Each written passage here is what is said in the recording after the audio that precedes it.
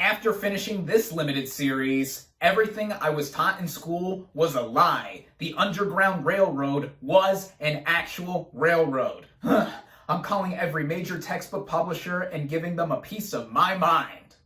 What is up, everybody? Random Man here, bringing you another video during this current quarantine era, or not so quarantine era anymore, at least where I live in the US, as a couple days ago, it was announced by the CDC that fully vaccinated individuals like myself are allowed to not wear masks indoors or outdoors in most places. We are still technically not fully out of the woods yet with this pandemic, so I hope everyone out there is still continuing to stay safe and be well during these unpredictable times, as I am here bringing you my review for The Underground Railroad. Based on the novel of the same name by Colson Whitehead, the premise of this historical drama television limited series basically takes place in a fictional alternative reality in the southern US in the 1800s, where the Tidal Underground Railroad is an actual railroad complete with conductors, engineers, tracks, and tunnels that help enslaved African Americans escape from the South to the North, in addition to it actually having been a network of abolitionists, hidden routes, and safe houses, with the series mainly following Cora, played by Thuso Mbedu, an enslaved person in Georgia who joins newcomer Caesar, played by Aaron Pierre, ride the subterranean train to freedom. Going into this limited series, I was highly anticipating it, mainly for the fact that it is the latest effort from filmmaker Barry Jenkins, who's previously done films such as Moonlight, which won him the Best Adapted Screenplay Oscar with Terrell Alvin McCraney, in addition to Jenkins having garnering a Best Director nomination for it, and the film winning Best Picture, and his follow-up effort, If Beale Street Could Talk, which I love. Both of these movies I love. And I think that Jenkins, as a filmmaker, is one of the boldest voices that we have working in Hollywood today. And now he is tackling a limited series based on a book that is very popular as far as I know. For those that don't know, I work in a library, and in the week or two leading up to this series release, that book was constantly asked for. Now, I've personally never read the source material that this series is based on, so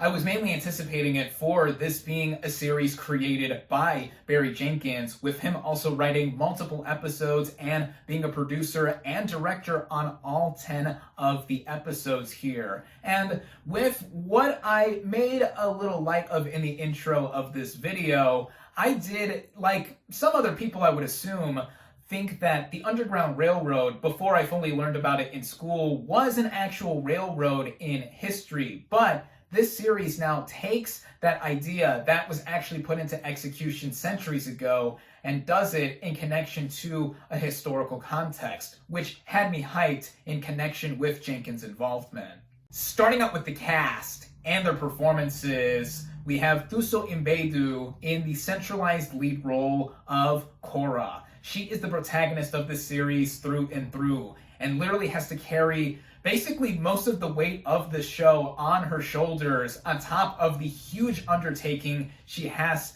to do with playing an enslaved African American in the 1800s. That is not by any means an easy role to take on, yet she amazingly anchors herself and the entire series around her with the emotional and psychological depth that she brings to her character. This is my first exposure to Mbedu as an actress, and just seeing the range of emotions and skill she has here, it should be a star-making turn for her. The subtleties on her face in showing and telling what is all there in the frame that she is captured in, whether it is glimpses of hope that she has in escaping to freedom, or even moments of weakness where she thinks about giving up. This is something that, in addition to it being such a hard role to take, gives cause for a lot of recognition for the actress. I think that come award season, as early as this year's Emmys, I hope, she is given her due. And I think this applies with a lot of the performers that are present in the series as well. There's Aaron Pierre as Caesar, who initially in the series is someone who is a companion and love interest to Cora. And the chemistry that they have together, romantically or just being in scenes together, is so palpable. And I feel the connection that they have, and both of them really striving and really going for the hope of freedom that is in the North, riding this subterranean train. There are two other main players that are across this series as well. One being Joel Edgerton as Ridgway, this ruthless slave catcher who is after Cora and Caesar and will stop at nothing until those pieces of property are taken back. It very much parallels Captain Ahab going after Moby Dick, or in sad reality, all the slave catchers that have gone after runaway slaves and have been successful or unsuccessful in getting them back to their plantations where they came from. But with Edgerton's Ridgway, he is somebody that also has layers with him as well. Yes, we are automatically meant to think of him as an antagonist, but there's backstory with him along with Mbedu's Cora that give them more depth and just a lot more context as to what these characters are all about before the main events of the series do play out. Then the last main role is Chase W. Dillon as Homer, Ridgway's young black assistant who, for all intents and purposes, is enslaved by him, though does accompany him in trying to get Cora and Caesar back, along with all the other duties and other stuff that they do along the way. This actor does a lot with saying very little, while also giving a lot of expressions on his face too, given that he is playing a character who experiences a lot of discrimination in this time and place in history, even though he is the official attaché to a slave catcher like Ridgway. There's a lot to him as well, even if we see him do whatever in the background or is with Ridgway all the way through. And this is saying something for how talented this huge ensemble is across the board. Across this series, there are other notable players that do show up here. Will Poulter shows up in the second episode as this white sympathizer / abolitionist who does try to help out. There's William Jackson Harper, who shows up in a pivotal role halfway through the series in connection to Cora as a character. There's also Damian Harriman as this one white abolitionist, and then Lily Rabe as his hesitant wife that also have a lot of prominence in this series as well when they are on screen. Basically, anyone and everyone that shows up in the show all bring their A game in a very tense environment, as the plot does express. Speaking of the plot, the writing across this series frames it, as I mentioned earlier, with the framework fictionally of the Underground Railroad being an actual railroad to help enslaved African Americans to freedom, while also still giving us a lot of realistic and dramatic heft that goes along with portraying this time and era in history. Even though Barry Jenkins didn't write every single episode, or chapter I should say, of this series, he did direct all 10, as I mentioned earlier, and his vision is on full display here in what he is trying to show. And that is what I was mainly looking for in him bringing his cinematic sensibilities to a show like this. And he does not disappoint in the slightest. The way it all plays out, it uses the same visual poetry that he is known for with his prior films, and also treating this subject matter with as much care as possible, while also not stepping away from the grim realities that exist with being an enslaved African American in the 1800s, wherever you are, even in the North. Content-wise, this is pretty much on par or in line with the likes of 12 Years a Slave for those that have seen this film. And if you thought that this was a hard watch to get through, The Underground Railroad is not going to be any easier, no less with this being a 2+ hour movie compared to the series running at 10 episodes and most of them running at an hour or longer. Even though the horrors of slavery are not shied away from in the slightest within this show, I think that the moments of levity that are here, even in spurts, have to do with the fictional elements of the Underground Railroad. And when we see these moments, without giving anything away, they feel like moments of magical realism, if you would say so, with how the visual poetry of Jenkins is done and masterfully executed as he's previously shown. And I think that adds a unique stamp as to what is said here, because there have been multiple sources of media that have portrayed this really sour moment in history. Yet, it is the artistic stamp of Jenkins that is here across the series that makes it stand out on top of the fictional alternative reality approach. It also helps on a technical scale with how absorbing this entire series is. Frequent collaborators of Barry Jenkins do return behind the camera in some specific roles. Cinematographer James Slackson has done a beautiful job in presenting the South and the North, just the US in the 1800s in general, with a keen eye that show off the beauty of certain landscapes here and also not shying away from the horrors of it, as I mentioned, with what is presented in a brutal capacity, with how the color palette and the overall design of the series is. Speaking of design, the production design, the costumes,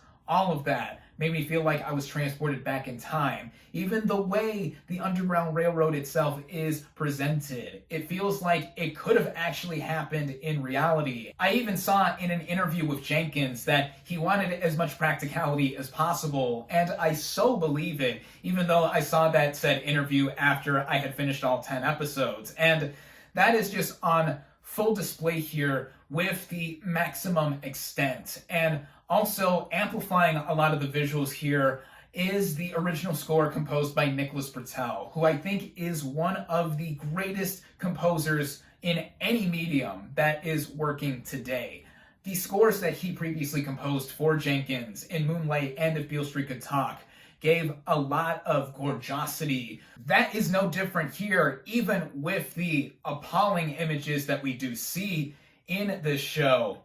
There are moments that have the score in its subtlety or even its overtness in certain sequences that show off how powerful a lot of what we're seeing is, and also just adding to the overall ambiance and vibe that the show is going for. Other technical elements, like the way it is edited, the way it is paced overall, is worth mentioning, as this is a series that takes its time in expanding what is either shown through its narrative or in holding certain moments or just holding on sequences that do have a lot of substance in them when we are seeing either subtlety or just not so subtle moments in general. And this also goes into how the episodes are not all of equal length. Most of the chapters here run at about an hour or just over an hour long.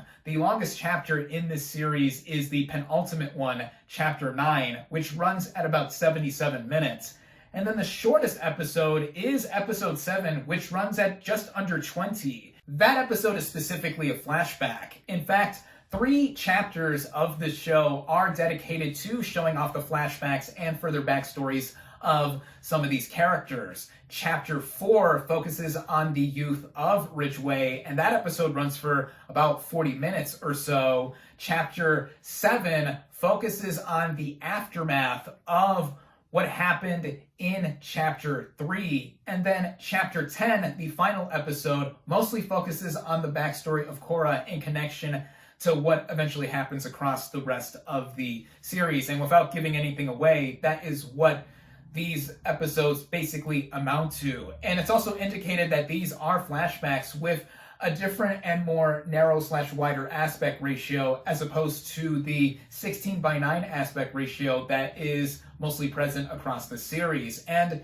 it's worth mentioning that these episodes are approached in that way because on top of the time dedicated to them, at first I was a little thrown off as to what the point of these specific episodes are in being included here. Because as I was watching them at first, I was like, well, they either could have been excised or even tacked on to other episodes, even if they were made slightly longer. Again, most of the series has these episodes at over an hour each. But as I further progressed into the series and seeing a bunch of arcs take shape and eventually complete themselves, it shows how much thematic heft is present within this show as a whole. And it also goes into just how the series does take its time in revealing itself and just further progressing. And yeah, for some, that is going to be a turnoff on top of the possibly triggering content that is present here. I do myself wish that there were some moments that were tighter or moved along at a brisker pace, but I was so basking in the glory of the artistry presented here above all that I didn't mind that element too much. And by the time the series does end, it gives itself a bit of a moment for us to step back as to what we witnessed, while also giving us a sense of hope and also a huge reminder not to have us forget what has happened in history with all of the suffering and loads of casualties that have happened at the hands of what system was established centuries ago. Granted, even though a lot of us have gotten this message, whether learning about American slavery in school or consuming it through all the other forms of media, it is still nevertheless important to have these stories further told, whether it is in a fictional framework like the Underground Railroad does, or given a more semblance of reality that we would see in textbooks or museums. And with this series in particular, it further shows that Barry Jenkins, in having created it, and it really being something that is a passion project of his, it's something that I think further makes him one of the very best filmmakers in TV or film right now. If you decide to end up watching this series, I do think that it is a rewarding one by its end. Even if you do not initially think so, there's a lot to leave you thinking and just having a lot of admiration for artistically with what Jenkins did here. And I feel like this is not getting the same fanfare as it should be getting, because this is, as I said, the latest project from Barry Jenkins. And right now, there is a lot of content that is to be consumed streaming-wise. All 10 of the episodes of this series dropped couple days ago, Thursday evening for me on Amazon Prime Video, but for sure this is gonna get some consideration at the upcoming Emmys, if I hope everything does fall into place, as this is among the most powerful pieces of television or just filmmaking that I've seen in recent memory, and I love it, even if the experience of watching it is something that is not necessarily meant to be loved, but as an art form, this is something that I cannot deny is of the utmost high quality. My final verdict for the Underground Railroad is 4.5 out of 5 stars.